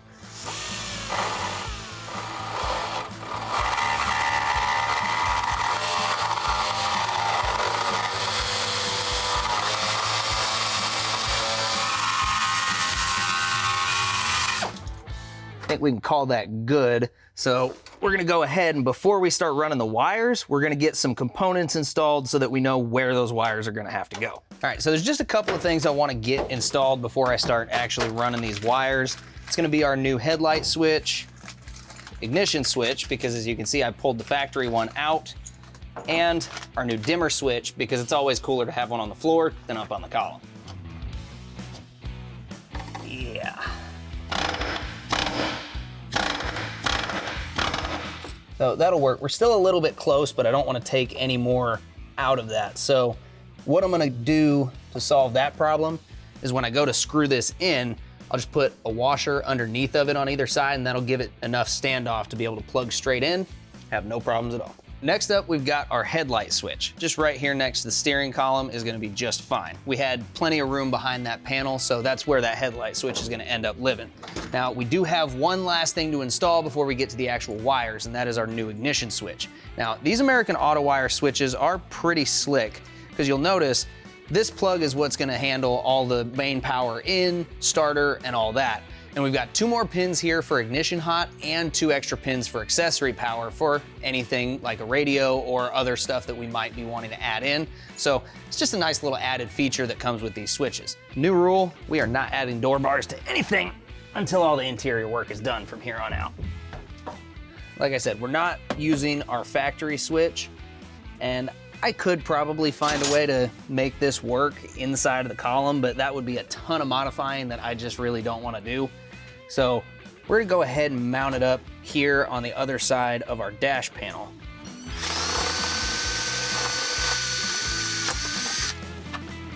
All right. Now there is one thing I did not consider that I had to fix before I could put this in, and that is the thickness of this plastic. Now, as you could probably tell, there's not a whole lot of threads to this ignition switch. All I had to do was just a little bit of careful work with a sander, thin that plastic out enough for those threads to grab on.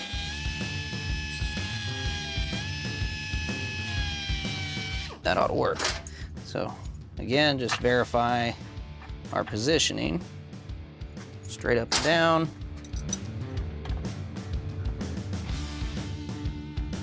Now let's pop this back in. Ignition switch located.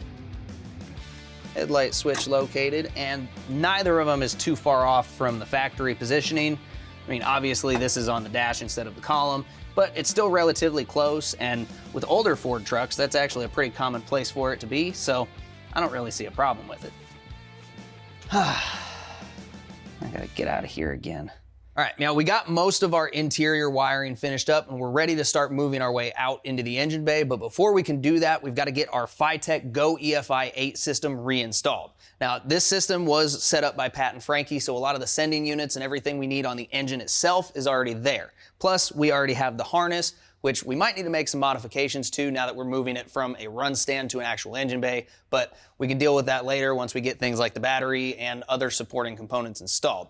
But I want to show you guys just how easy it is to get one of these systems connected, because even if you don't have this stuff pre-installed like we have here, it doesn't take much to get it there. All right, so first things first, we're gonna go ahead and get all of the engine stuff reinstalled. It's super helpful. These plugs only go one way, so you're not really running a risk of getting anything mixed up there. Now, a lot of this, we're gonna have to do some rerouting. I just wanna make sure we get everything plugged in and make sure we know how much room we've got to work with. All right, so out of this 4-pin connector, we have a black wire that's gonna run to our ignition coil once we get that installed. Now, this blue tack wire, that's there for other applications. Because we're running this style of distributor, we're not gonna be using it. Now, we've got this yellow wire here, and that's for fan controls, and we're not sure if we're running electric or mechanical fan on this yet, so that's just gonna hang out as it sits. This white wire right here is gonna run to our ignition switch for key on. That's everything plugged in, except for this 6-pin connector right here. It's gonna be for our O2 sensor, and that's gonna have to wait until we get our exhaust installed. So now that we've got our complete drivetrain installed, we need to take some measurements and get our custom drive shafts ordered. Now, before I actually go and start making these measurements, I wanna check our angles to make sure those are right. Now, the reason that drive shaft angles are important, I'm gonna demonstrate with our original stub shaft out of our front axle. So you can see when it's straight, everything's gonna turn nice and easy. Start putting a little bit of angle on it, well, it gets a little more complicated. But if you put too much of an angle on it, well, right there, you're gonna run into binding issues, snapping U-joints, all kinds of crazy stuff that you really don't wanna deal with, especially out on the trail. So, we're just gonna take our angle finder and check it out. So, the first angle I wanna check out is from this output shaft on the back of our transfer case. You wanna make sure you've got your U-joint straps removed, and you wanna make sure you're not using a side that has a bunch of grime and buildup like this one here. So we're gonna go ahead, stick our angle finder right there. Make sure that this is settled. Hey, Chris, you wanna come over so you can write these down just so we can keep track of it? Rear output on the transfer case, we got 4 degrees. Okay. Do you want a jack so that is vertical? I was actually just about to ask.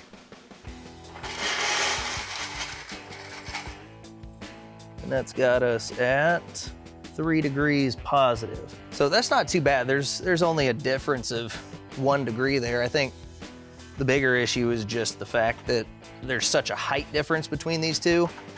So I think maybe when we go to order it, we order a double cardan on the front side just to be safe. What that is it's just a coupler that contains 2 U-joints to help with misalignments like this, height differences. It's gonna take a lot of the strain off of the joints. So yeah, I think that's probably something we're gonna look into. Now to do that, we would have to remove this yoke and bolt on a plate instead. So we're still gonna take a measurement with this setup just in case. I think at the end of the day, we're gonna end up throwing a different output on this, and we'll probably go with the double cart. Now in our case, we've got fixed yokes all the way around on this transfer case. So we're gonna have to order what's called 2-piece drive shafts. It'll be a little easier to explain if I get out of here. So this is actually the original front drive shaft out of this truck. Now, obviously it's not gonna work for the setup we have now, but it is a good example of what a 2-piece drive shaft is. And it's called that because it's 2 pieces. As you're driving down the road, your suspension has travel in it. So your drive shafts are gonna have to change length or position. Now, in the case of a 2-piece shaft, as your suspension travels, it's gonna change length to take up for that. In a regular setup with a slip yoke, it's gonna take that length up somewhere else in the back of the transmission. Now, the last thing we gotta do before we can actually get all the information sent out to the drive shaft company to get these things made is we need to know what U-joints we're running. Now, I've actually got 4 different sizes here in these 3 U-joints. So we've got a 1480 here, 1350, and this is what's known as a conversion joint. It's a 1310 and 1330. And you'll notice that really the only difference is the cross size. Now, when you're measuring U-joints, that's one of the measurements you need to take is the width of the cross. Now, you can get that off of your yokes. We're gonna do that here in just a minute. The other measurement you need is the cap size, which you also get off your yokes. So let's get back under the truck and I'll show you guys how to get those measurements. Now, obviously, if you've got loose U-joints laying around, you can use those to get your sizes. Or if you've got a new axle, we know that this is a 1350 in the rear, but you're not always gonna know that. So let's go ahead and just get this out of the way. Now, if you need to take measurements to figure it out, here's how you're gonna do it. To get your cross size on this style of yoke, you can see it's got a stop right here. Some will actually just have a tab that's gonna serve as the retainer for your U-joint cap. You're gonna measure from the very edge of that to the very edge of the other one. So there we've got 3 5/8 or 3.625. That is gonna tell us our cross size. Next, you need your cap size. So for that, you can either use a tape measure, just right here, again, from the very edge to the very edge going across. Here, we're looking at 1 3/16. Now that we have all the information we need, and we know we're gonna change this out for a double cardan and put a larger yoke on the front side of this transfer case, I'm gonna go ahead and order those. And then we're gonna double check, verify our measurements once it's installed, and from there, we can go ahead, get our drive shafts ordered. Now we're gonna get the seats installed in our truck here that we got from Simpson Racing Products. And Eric actually picked these colors out and the whole schematic, and it actually turned out pretty good. So let's get them installed. Now it's time to move on to the harnesses. Eric chose these 3-inch wide Simpson Racing Products harnesses, and they are a bolt-in style. So what I had to do was grind off a little bit of the paint, weld on a tab onto the crossbar here, and then go from there. So now we're gonna bolt these in and carry on. There's several different types of seat belts out there, 3-point, 4-point, 5-point. A 5-point harness, which this one is, you have 2 over the shoulders, 2 that connect in the middle with the waistbands, and then 1 up through the crotch that connect everything together. The reason ideally you would go with something like this in an off-road application is so you stay in your seat. In case of a rollover, you're not going anywhere. This will suspend you in your seat if the vehicle's on its roof, which is what you want. It stops you from being a ping pong ball inside the cab. Next up, the exhaust. I had to make a few changes. This is the original header that I had planned on using, and I had to cut off the flange that came with it. Reason was I had to do some elbows and all that other funky jazz to get down between the bell housing, past the starter, past the frame, and it was a pain to get it in and out every single time. Not only that, the amount of bends that I would have had to cut and use that came in our kit wouldn't have allowed me to build out the rest of the exhaust. So I ended up having to change headers. I went with the set of Headman headers that we also got from Summit Racing, which ended up pointing us in the right direction right off the hop, right out of the box. So it was a smarter choice. It also worked on the other side as well. Everything's flowing nice and smooth. We're off to the races.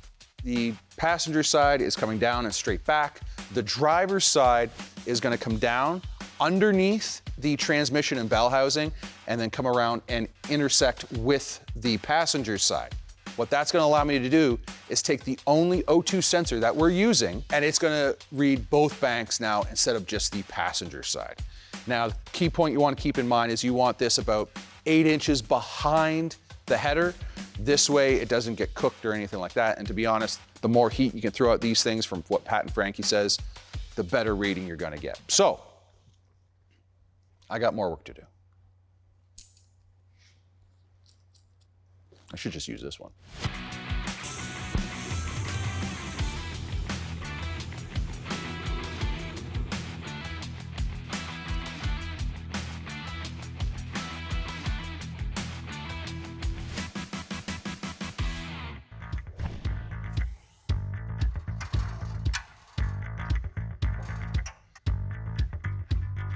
Now that we've got the core support on here, I mean, we've got plenty of room in here. I think we're gonna be able to get away with running a mechanical fan on here, which works for me. Now, we're gonna get a lot better airflow out of that, and I don't have to deal with wiring up electric fans. So, win-win. I can clearly tell you played 0 sports in high school. Nope, I was too busy working. So what we're doing here, putting just the driver's fender on, is Chris has to fabricate an intake because we don't have a whole lot of clearance between that throttle body and the hood. So we need the hood on, but he still needs access in there while it's attached. So putting this on is gonna let us install it, and he'll still be able to get in there. Yeah, we've got quite a few adjustments we're gonna have to make here. Oh, we're gonna have to shim it. What'd you do with those shims? I don't know. It has been so long. This is why we can't have nice things, Chris. Probably should have took the bolts out before we put this thing up here, huh? All right, so alignment-wise, we're not too far off. Right now, we gotta get this intake figured out, which, that's all you, buddy. This is going to be the top end of our intake. This is a turbo hat that I stole from the guys down at Engine Power. They have no idea I have it. Let's put it on before they find out. Could you open the hood, please? Yep. All right, my plan is to have this sit like that. And then have some tubing come out, and then have our filter in a box, or even honestly just hanging out right about here. I need to start designing our cold air intake. I would like to have as straight of a line coming in as possible, and having this end of the cone pointing into the corner of the fender and rad support. So I want it to look something like this, like a big arrow. That's what I want. Okay, so where we're gonna start is with our filter, and specifically the hole right here. You're not gonna find a piece of tube that big, so I'm gonna have to take a piece of flat bar, wrap it around, and then use a strap to compress it. So my thought, because we have the factory intake here, what I wanna do is I'm gonna blow that out as big as we can. Do you want to go with a smaller filter? No, No? why would I? Take up a little less space, then you wouldn't have to do so much adapting. I'm not worried.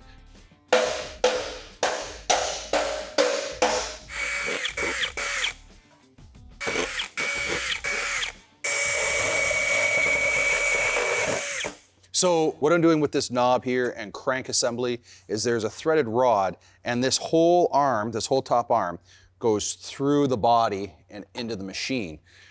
The bottom arm is stationary, and what it's doing is I have an upper and lower die, and it's moving the top die into the bottom die, thereby squishing the material and putting form into it, thereby bead rolling it. So my next step that I'm gonna do, I'm gonna put this into the brake. I'm gonna do all of my 90s, and then I'm gonna do my 45s, and then we're going to keep trucking along. Got the filter in the first chunk here, and I'm just checking for clearance. I don't wanna put it somewhere where Eric is gonna get hosed. That's gonna be it. So now that we have one of our main pieces done, now we need to start thinking structural. My next part that I'm gonna design is actually the plate that is gonna go on this surface here, and there is going to be an inner piece. It's gonna be two pieces. It's gonna be the only piece that I can think of right now that is going to be welded together. This is what's known as a slip roller. What it does is you have two drive rollers on this one, which is your top and bottom, and this rear one actually moves up and down. You need to be careful, make sure that you're moving both sides at the same amount. If not, you're gonna start making corkscrews. I have everything set up the way I want it to, and now what I'm gonna do is put the material in, make sure it's square. You can do that. I know this end is square, 100%. So what I'm doing is I'm putting it in on a slight angle, and when I feel it catch on the other side, I know that that's flat.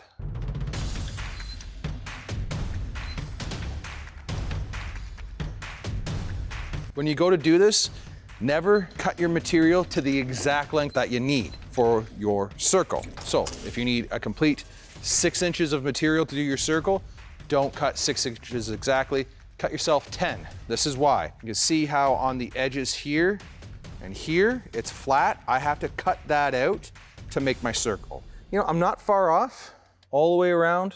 I am actually fairly content with that.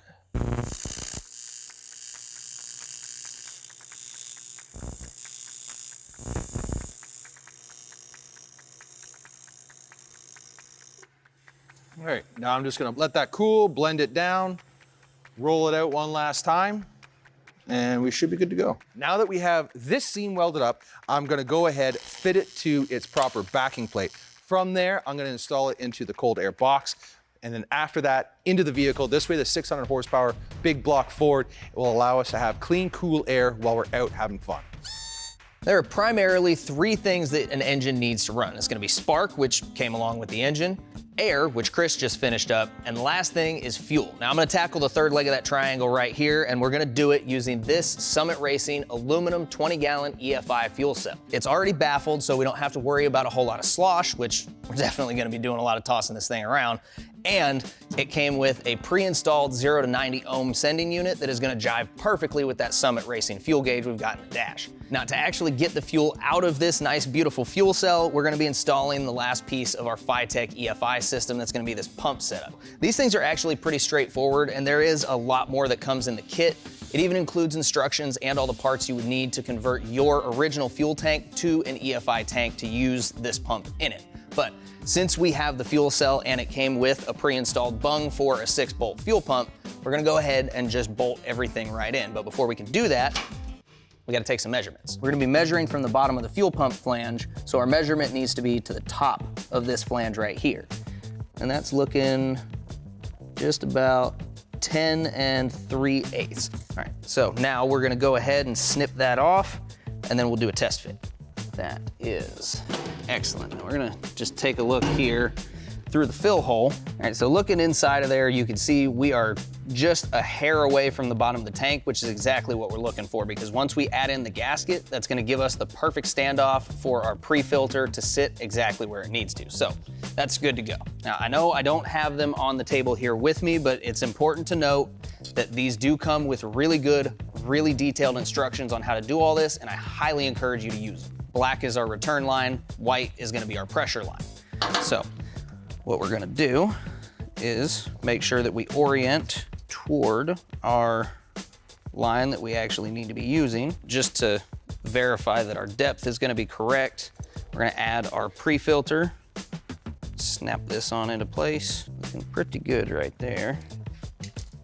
Now, mark on our pressure line, slip our clamp on before we forget, then we're gonna cut this at a 45-degree angle. Now, I'm gonna bring in our heat gun. Once it's softened up, we're not trying to melt it or anything like that. We're just trying to soften it up enough that we can put it over this nipple, and then it'll help create a seal that the hose clamp is gonna guarantee. Just like so. Now we can go ahead and put our zip ties on, secure this to the shaft. We're gonna go ahead and wrap our connector around just one time to shorten it up, take some of that length out, make sure it stays nice and tight with the rest of the assembly. Now these things can be kind of a pain, but just get that filter snaked in there. Don't forget your return line. Yeah, there we go. So now we just gotta decide which direction we want to orient this. We're gonna want it positioned so the lines come off of the side so that they can either go straight down through the bed in a bulkhead fitting or just with a simple pass through with some grommets on there to keep those lines safe. Take all these guys out so that we can line everything up. And you're not going crazy on torquing these things. You just want enough to hold it in. Make sure you get a nice, good seal. So now we're gonna take this up into the truck bed, figure out how we're gonna mount it. All right, so now that we're up here, we're gonna go ahead and figure out how this thing is gonna get mounted in this bed. All right, so we've got a rough marking of where this needs to sit. And the way I'm thinking is we're gonna use some of this 3/4 inch flat strap. I've already got one part made. We're gonna bolt this strap down to the bed. I'm gonna take another section of the same strapping and build a strap that goes off to the back of the tank and then down to the floor just like it does on the sides.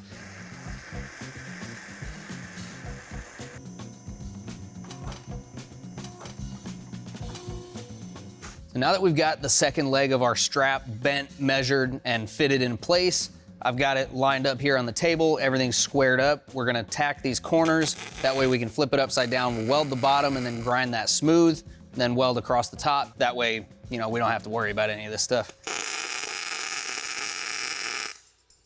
That to me, looking pretty good right there.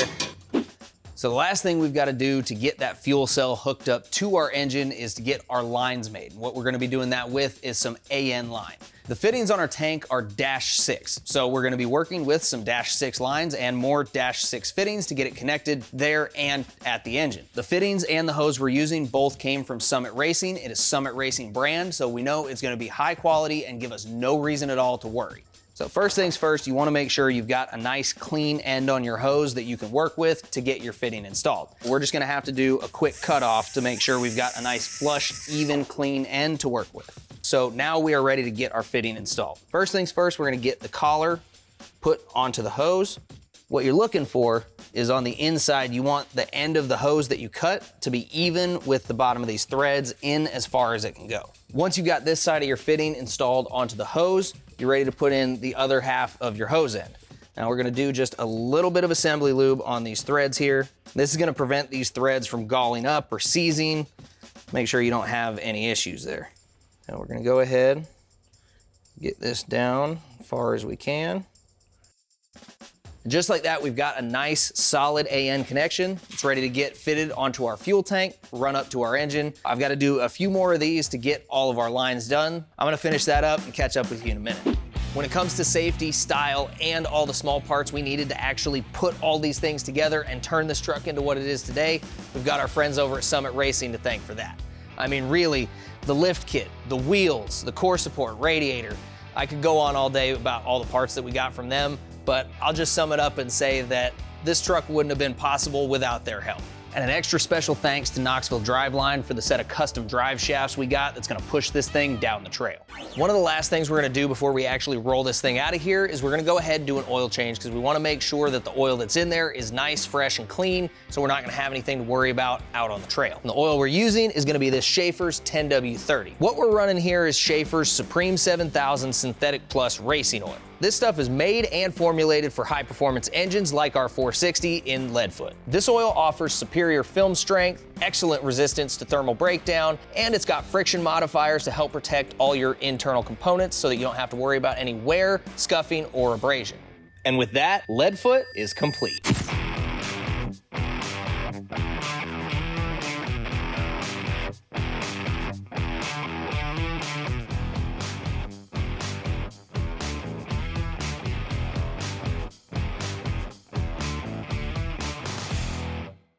We are back at Wooley's Off-Road Park here in Linville, Tennessee with, believe it or not, the same F-150 that we had here the first time you saw us. She's got everything that we wanted to put in it, more horsepower, more height, more everything. Yeah.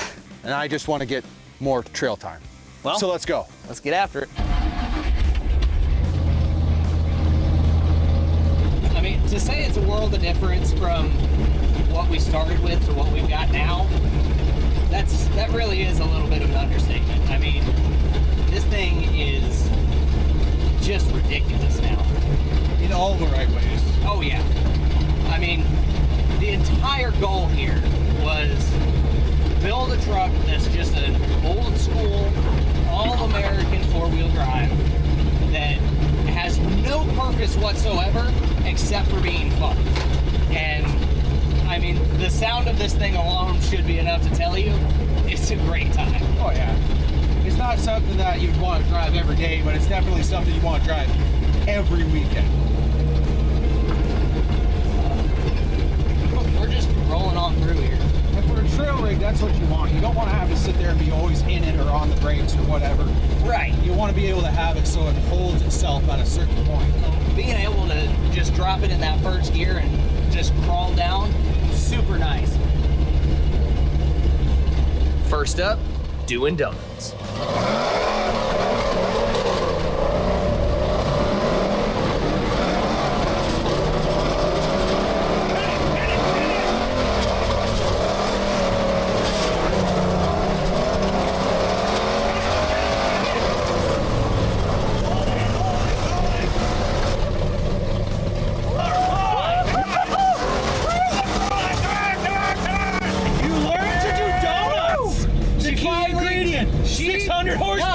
This thing just finally has the ass to do it. Boy, does she love it. Let's get rolling.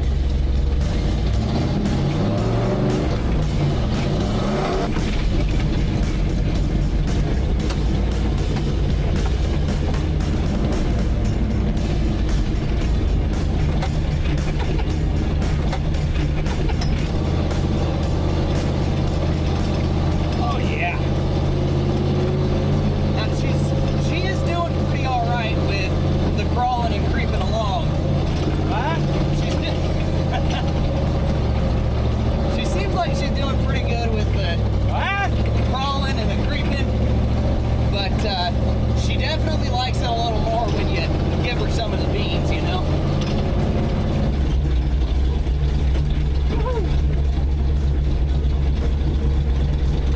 Man, this thing sounds amazing. That exhaust you did was just what it needed. Thank you, I appreciate it. I was going for that NASCAR / World War II fighter pilot sound. Yeah, just something. Just sounds real nasty. Yeah. Like you don't want to see this thing line up next to you. At least not someplace out here. Let's see how this thing feels about us now.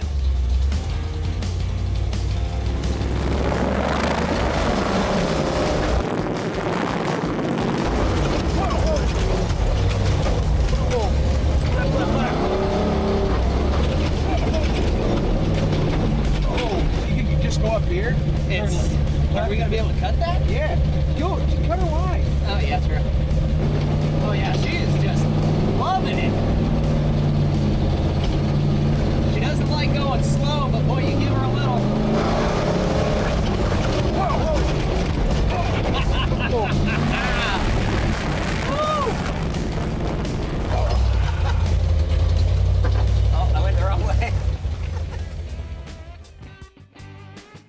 That breeze is needed. Oh yeah, it's a little hot out and a lot drier than I was hoping. Actually, I was looking for a little more mud, but I mean, really, It's coming in. Yeah, the end of the day where we're at now, I think this thing handled everything great. I mean, we can't complain. no, not at all. It turned out, it worked right out of the box, and I mean, we had a blast. Yeah, and really no issues at all today. No. It was, and the best part I think is the fact that we really didn't do a whole lot of break-in and test drive before we got here. It was really just make it run, make it move, and well, then we decided trial by fire. It worked. It could have bit us in the It butt, did. but It I worked mean, great. it worked in spades. So, and I mean, we get to enjoy this. Yeah, I mean, really, this is the whole point of it, right? You get, once you get done, you have your fun. You want the view. Exactly. Yeah, I think safe to say for a first project, nailed it. See you next time, folks.